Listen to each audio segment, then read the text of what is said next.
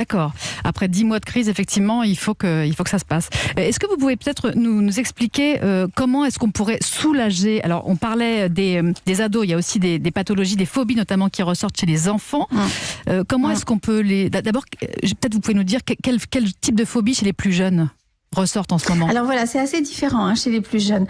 Mais il y a effectivement beaucoup d'angoisses qui vont l'angoisse du monde extérieur en fait, l'angoisse du dehors, qui vont s'exprimer chez les petits. On leur a tellement dit qu'il fallait faire attention, que dehors il y avait un virus, que ce virus il était dangereux, que ce virus qu'il fallait s'éloigner les uns des autres. Enfin toutes les consignes qu'on a dit, mais qu'on a dit sur un mode de la peur. Et du coup les enfants ils intègrent ça. Et ils vont intérioriser ces peurs, c'est-à-dire ils intériorisent pas seulement les consignes, il faut faire comme ça, ils intériorisent aussi la peur et en particulier la peur des adultes. Et donc effectivement chez les plus petits, en dessous de 10 ans disons, on voit apparaître beaucoup de phobies, mais ce sont des phobies du monde extérieur. Ils ont peur d'aller à l'école, ils ont peur que leurs petits camarades les contaminent, ils ont peur que leur grand-père meure, du coup ils veulent rester en lien même téléphonique ou visio ou pouvoir lui parler aux grands-parents ou aux parents, parce que des fois ça touche également les parents. Donc ils ont cette angoisse flottante, cette peur du monde extérieur fait que ils vont le traduire par des peurs à l'intérieur d'eux-mêmes.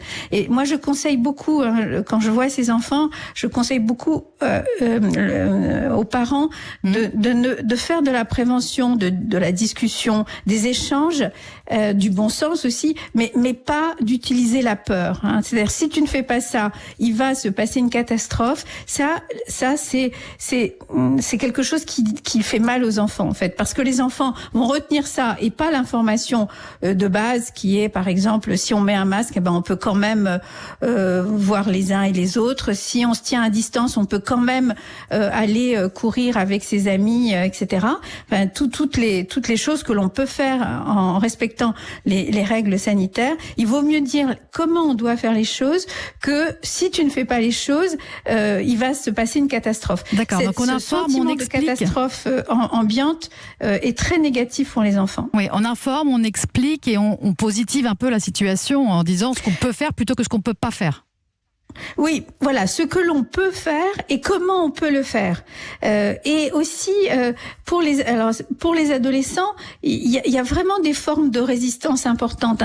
Des adolescents qui arrivent à trouver, par exemple, je citais tout à l'heure, d'être capable de s'engager pour aller faire telle chose avec les vieilles personnes de son quartier. Enfin, j'ai vu des choses, plein de choses différentes, mais on met en avant les choses positives, les manières dont on peut faire quand même un certain nombre de choses, plutôt que cette pédagogie de la peur, de l'effroi, de la catastrophe, parce que pour les adolescents, mais c'est vrai aussi à moindre degré pour les enfants, le fait d'avoir une représentation négative de demain, c'est-à-dire demain, janvier, février, mais demain, c'est aussi dans les années qui viennent pour moi, une représentation négative, catastrophique, amère, tragique, c'est quelque chose qui vraiment, alors nous les adultes ça nous embête, mais les très jeunes ça les met dans des positions déstructurantes, ça les met dans des positions où ils peuvent, au fond plus rien ne vaut la peine, et c'est là où on voit apparaître des attitudes négatives et contre eux-mêmes. Par exemple, les automutilations ont beaucoup augmenté. Merci beaucoup. Ces automutilations, c'est une manière de s'attaquer soi-même. Merci Marie. Négatif du monde là qui vient que l'on retourne contre soi. Et donc ça, il faut faire très attention. C'est pour ça que finalement, nous, on a une responsabilité collective, nous, société, de parler des choses positives du vaccin plutôt que des choses que l'on ne peut pas faire, par exemple. Enfin, en tout cas, d'accompagner ces jeunes gens dans une vie qui est effectivement différente. Merci beaucoup, Marie-Rose Moreau. On arrive à l'issue du temps qui nous est imparti. Je vous remercie beaucoup d'avoir pris du temps pour répondre à nos questions. Je rappelle que vous êtes pédopsychiatre, directrice de la Maison des Adolescents, la Maison de Solène à Paris, et que vous avez notamment écrit Les ados expliqués à leurs parents aux éditions Bayard.